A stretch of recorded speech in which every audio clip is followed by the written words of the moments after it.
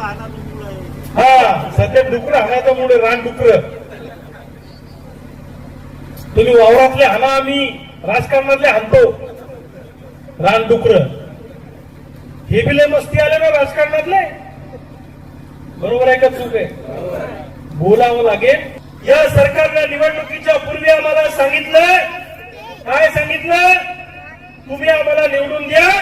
तुमचा सातबारा कोरा कोरा कोरा इथलं सगळं सांगितलं का हरीश पिंपळेंच्या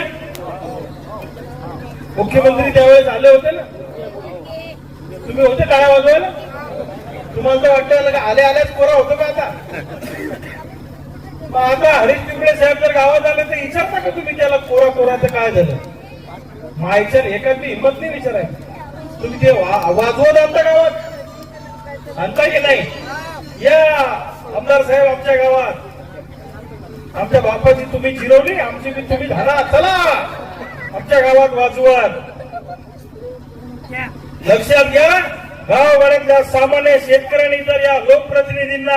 नेत्यांना गावबंदी केली तर तुम्हाला सांगतो हे कर्जमुक्ती केल्याशिवाय राहणार नाही पण त्याच्यासाठी तुम्हाला पुढाकार घ्यावा लागेल लेकरू रडल्याशिवाय जशी त्याची माय त्याला दूध पाजत नाही तसं आपण गोंगरल्याशिवाय आपलं सरकार ऐकायला तयार नाही लक्षात ठेवा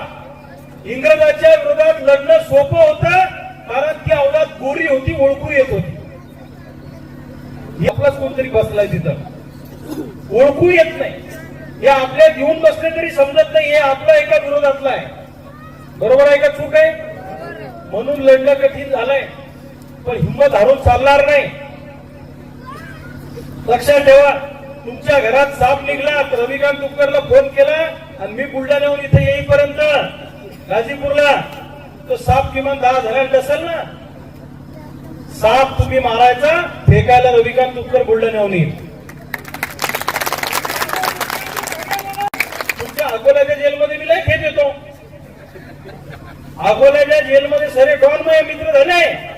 तुमच्या जिल्ह्यातले मी आता नावं सांगत नाही मी बरोबर नाही ते पण सुटले की मला फोन करते त्याच्या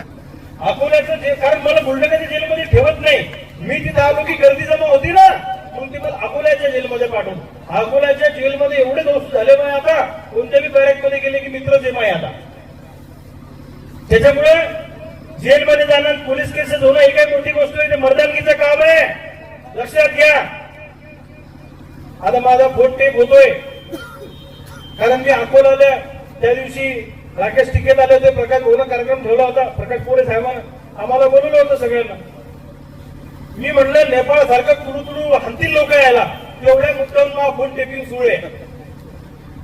तेवढ्याच मुद्द्यावरून मी कोणाशी बोलतो काय बोलतो सगळं टेपिंग सुरू आहे मला काय गोदला फरक पडतो त्याचा मला काय फरक पडतो मला काही फरक पडत नाही कारण मला काही भानगडी नाही त्यामुळं तुम्हाला सगळ्या शेतकऱ्यांना आणि तरुण पोरांना विनंती आहे की भावांनो एक संघ व्हा